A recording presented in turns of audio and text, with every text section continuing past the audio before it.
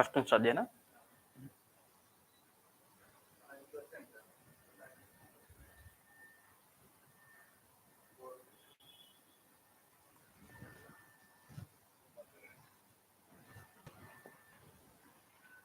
Hello everyone, welcome to current affairs session. In this video, I'm going to explain about current affairs of 25 July 2023. So myself Ishwar Kumar, faculty of current affairs with more than 6 years of teaching experience, and I have been teaching with various IAS academies all over India. Right. So this is about me. So let's start today's current affairs. So government of India is going to bring National Mediation Act. So government of India is planning to implement National Mediation Act. What is the use of this National Mediation Act? Why government of India wants to bring this act? That's the reason. So I'm going to explain about the reasons behind that. If you, in general, if you have any disputes related to civil or commercial issues, in general, we used to go to courts. We used to go to courts like a High Court, Supreme Court, as well as the district courts, municipal courts, lok adalats, right? So due to this, what is happening? Due to this reason, what happened? We are not getting the proper justice within the time. So here justice is delayed, so which we can say that if the justice is delayed, we can say that it is a denied justice. So due to this, if you have with this civil and commercial cases, there is increasing more burden on high court, increasing more burden on high court, supreme court, district courts, and all the courts. So to reduce the burden, on these courts, what happened? Government of India is going to establish mediation councils, right? So what is this mediation councils? Why it is important? What is the importance of mediation councils? They can deliver the justice. Okay, so see here. First, if you have any disputes like a civil and commercial, if you have any disputes like a civil and commercial, we can approach these mediation centers, which acts as a courts. So instead of going to these courts or regular courts, we can go to mediation centers. They will provide the justice within the 188 days. Within the 180 days. Okay, so mediation councils acts as a secondary justice deliverable centers. Okay, so they will deliver their judgment within 180 days, so that our civil and commercial disputes will be resolved within 180 days of time. So that's the reason here. Next, after that, Niti Aayog released analytical tools for managing climate change and exploring net zero pathways. So finally, here Niti Aayog launches India Energy Security Scenario 2047.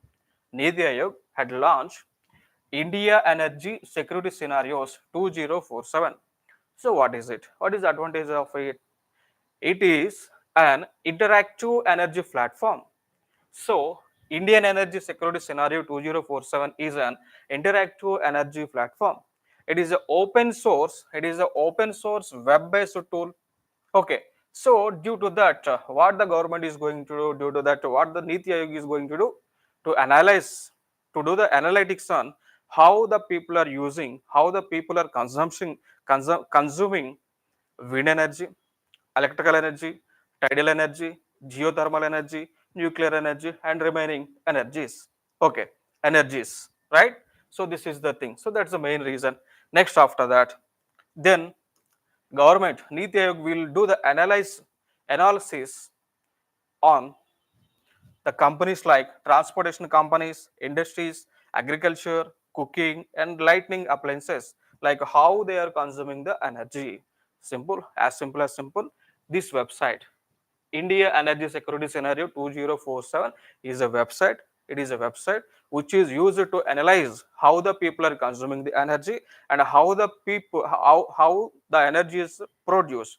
So that's the thing. So due to that, government of India and Niti Aayog can formulate policies to meet sustainable development goals, to meet net zero emissions, to meet net zero emissions, right? So by 2070, that's the thing. So finally, questions may come like, recently, Indian Energy Security Scenario 2047 was launched. So launched by which agency? So answer is Niti Aayog. So such type of questions may come here. Next after that, Kerala gets India's first construction innovation hub. So finally, Kerala.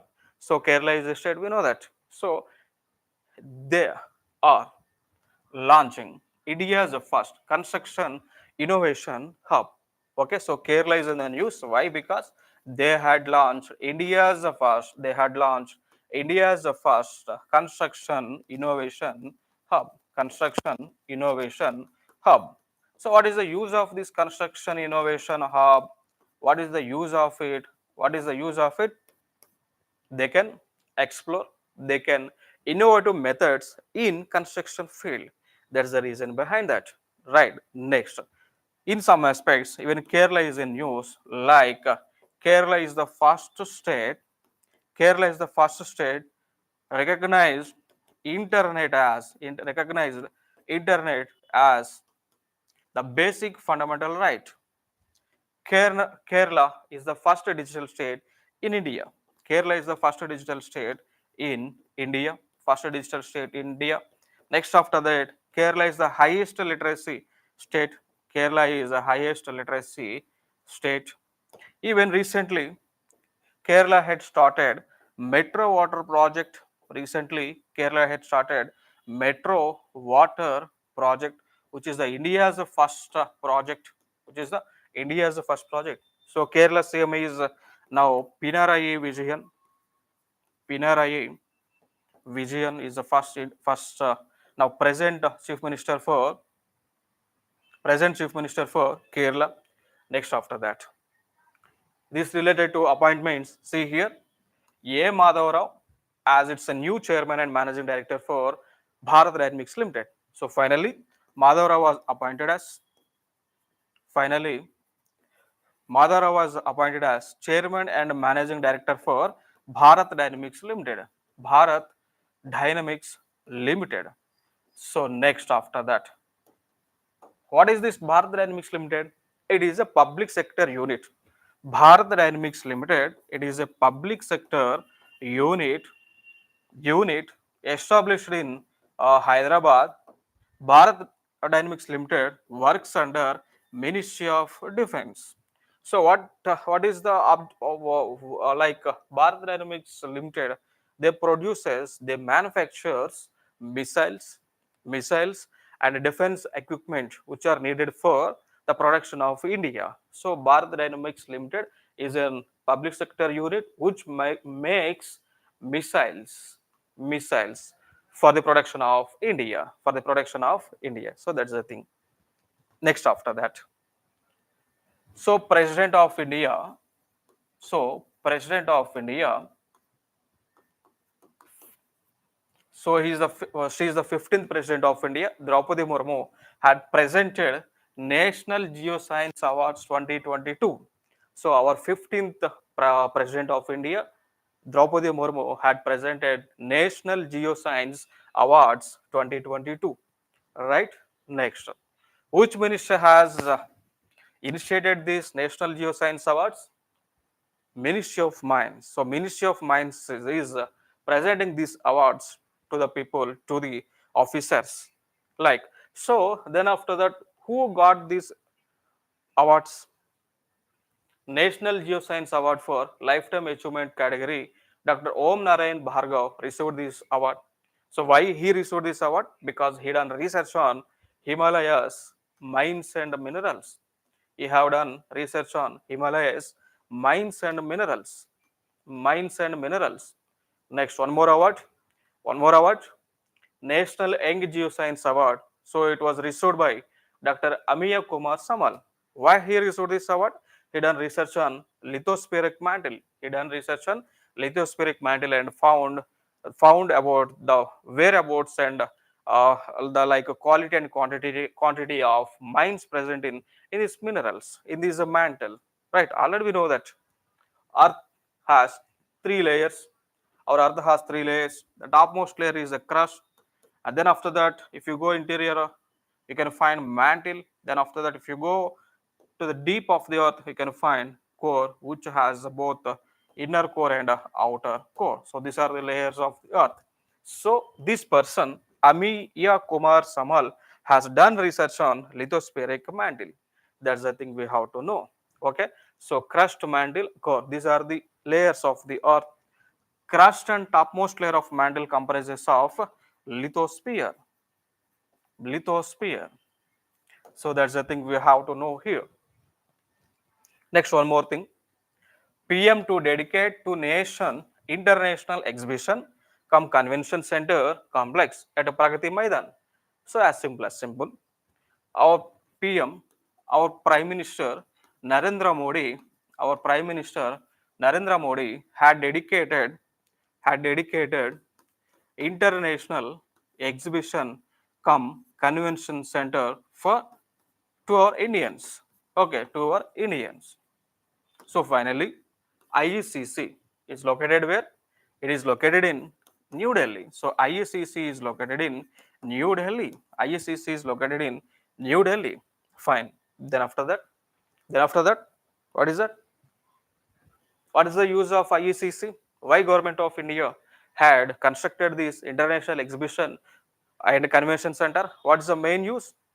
Because our India's culture, our India's antiquities, our India's traditions can be shown in this exhibition center. Okay, so our India's development projects, our India's history, everything can be shown, can be exhibited in this exhibition center. Okay, so it is the India's largest exhibition center, which is going to showcase our India's greatness and uniqueness to the world. So that's the thing. So finally, you have to remember that where is International Exhibition Convention Center? It is in New Delhi. The exact place is Pragati Maidan. The exact place is Pragati Maidan. So what is the total budget? 2700 crore. So it was constructed in 123 acres of land. 123 acres of land. Next, Pragati Maidan is also in the news. Why? Because our G20 summit, our G20 summit, which is going to be constructed, which is going to be conducted from September 9th and 10th. Okay, so Pragati Maidan is the venue for G20 summit, which is going to be conducted on September 9th and 10th of 2023. So that's in the news. No, moreover, we know that already we have our Indian Parliament, newly constructed Indian Parliament. So that project is known as Central Vista. It was constructed by Government of India. Okay. Next, after that, Ministry of Civil Aviation had started Ministry of Civil Aviation had started Udan scheme in 21st October 2016 for what? To increase the air traffic. Okay, so to increase the air traffic, to increase the air occupancy ratio. So due to the launching of this scheme, due to the launching of subsidized fare scheme, 123 lakh people had traveled in domestic flights. So finally, 123 lakh people of 123 lakh people had used these Udan flights in India. So that's the thing. This is in the news, right? So under this Udan scheme, Government of India had developed 148 airports, including 9 heliports and 2 water aerodromes. Next, after that, is there any Udan airports in India? Yes, India already we have 148 airports. Is there any Udan airports in Telugu states? Yes, definitely there are Udan airports.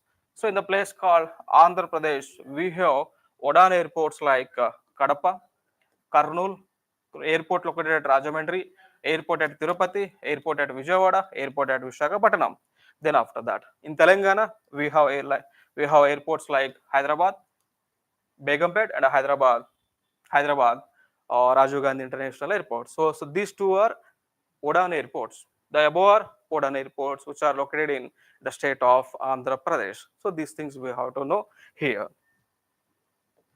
Next, after that,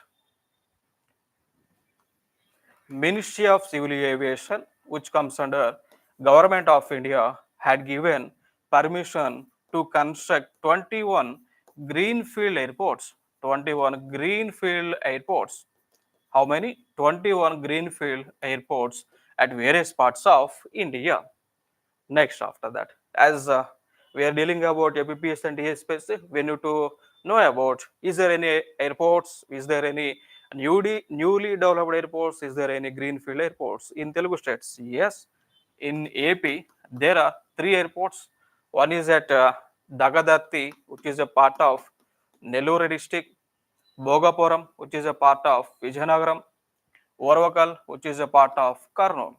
So in these places, Government of India, with the partnership of Government of Andhra Pradesh, is going to develop, going to construct new airports at this location. Okay, so this is very important. So, at which among the following places Government of AP and India going to develop greenfield airports? What are the places? Dagadarthi, Dagadarthi, Bogapuram, and Oravakal. So in these three places, government is going to construct new airports. So please remember it. Next, after that, Prime Minister of India, Prime Minister of India had launched one scheme. It is a PM Divine scheme. Prime Minister of India had launched PM Divine scheme. What is the full form of PM Divine scheme? Here it is the full form. Prime Minister's Development Initiative for Northeastern Region. So PM Divine scheme is Prime Minister's development of Northeast region. So what is this scheme? What is the objective of this scheme? The scheme itself says that the development of northeastern states, as simple as simple. Okay, so for the development of northeastern states, what are the northeastern states? They are like Arunachal Pradesh, Assam, Mizoram, Manipur, Tripura, Meghalaya. Okay, Manipur. So these are the seven sister states. So for the development of these seven sister states, Government of India had launched PM Divine scheme. So for that 6,600 crores. For that 6,600 crores fund was allocated. So completely the fund is comes under central funding. So 100% means the scheme is being implemented by central government. So here there is no share.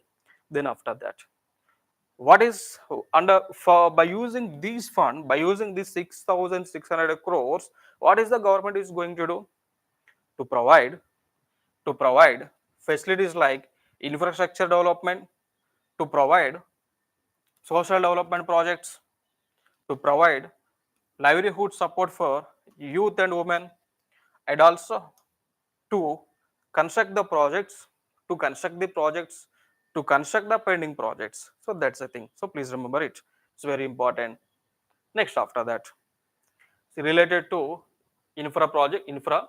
So see here, there is RPF Academy. So Jagat Jeevan RPF Academy, Jagat Jeevan Railway Protection Force Academy. It is in Lucknow of UP. So where is Jagat Jeevan RPF Academy? Where? It is in Lucknow of Uttar Pradesh. In this campus, RPF team had constructed National Martyrs Memorial. National Martyrs Memorial. Okay.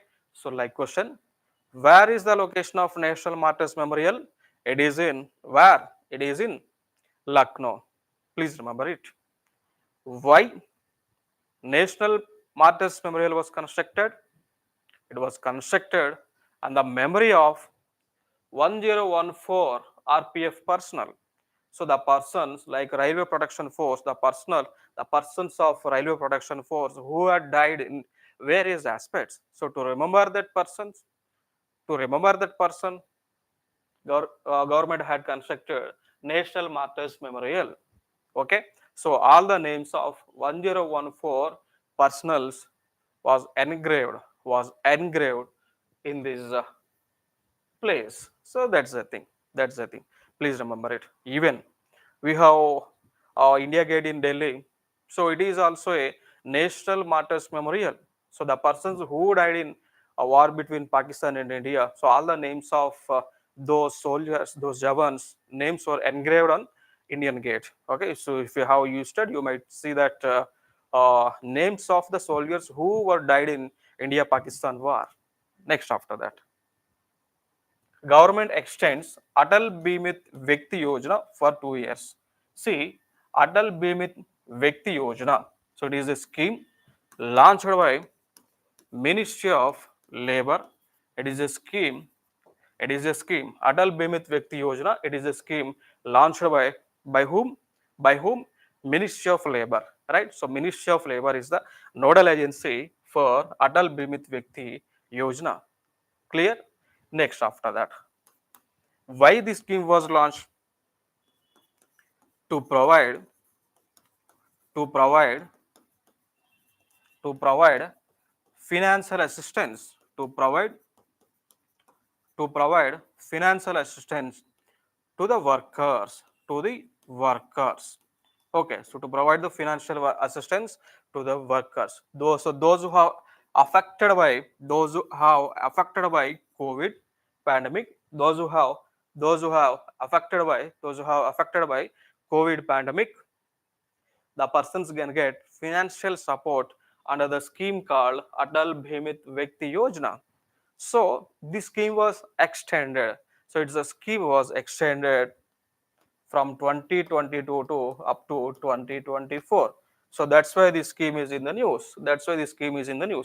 Next after that, this scheme was implemented on the guidelines of Employees State Insurance Act, 1948. That's the thing. So please remember, they are the very important. Next after that, one more thing. Ministry of Steel had released a report. So the this report is related to the production of steel and consumption in India. So for April June 2023-2024, Ministry of Steel had produced 33.63 metric ton of steel. So in that, 2.05 metric tons of steel was exported to the foreign countries and 30.29 metric tons were used for the consumption. So this is a report. And for the 2022-2023 year, 127.20 produced and used exported 6.72 metric tons and real consume 1.19.89 metric tons. Okay, so that's the thing we have to know here. One more factual thing we need to remember that, and it is a previous year question. What is that question? What is the rank of what is the rank of India in terms of steel production? So it is a previous year question. So what is the answer? Second. So India's rank in terms of steel production is second. Then which country occupies the first place? First place goes to China. And second place goes to India. So we are the highest steel producers as well as steel consumers. So that's the thing. So remember all these factual information which are very important for the examinations. So this is today's current affairs. I'm signing off. So every day at the same time our current affairs will be there. So it is a free daily current affairs. So it is a completely live. If you have any doubts, you can raise queries in online classes. So these classes will be like interactive mode. So please share this video to your friends so that they will be benefited out of our free classes, free daily current affairs. So this is myself. Thank you. Signing off. Thank you.